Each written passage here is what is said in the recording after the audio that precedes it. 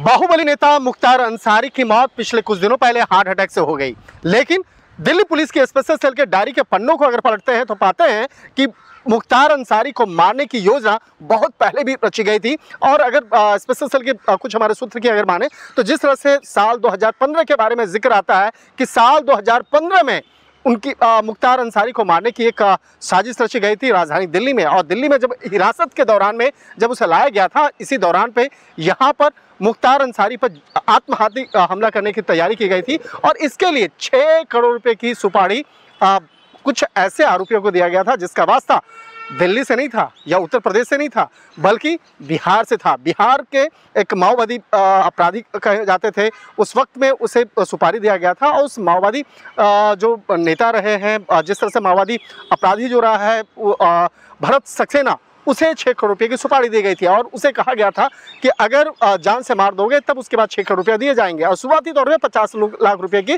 जो एक एडवांस रकम है वो दी गई थी।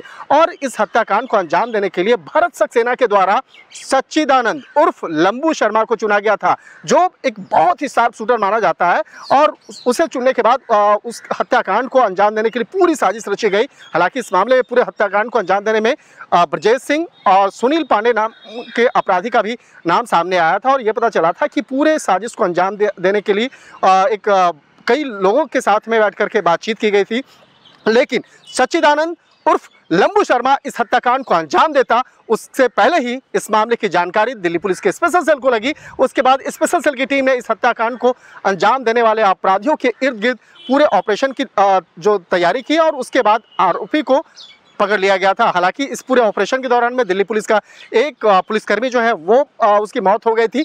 लेकिन एक तरह से कहा जा सकता है स्पेशल सेल की टीम अगर उस वक्त में इस पूरे ऑपरेशन को बेहतर तरीके से अंजाम नहीं देती तो हो सकता था कि साल 2015 में ही मुख्तार अंसारी की हत्या राजधानी दिल्ली में हो जाती।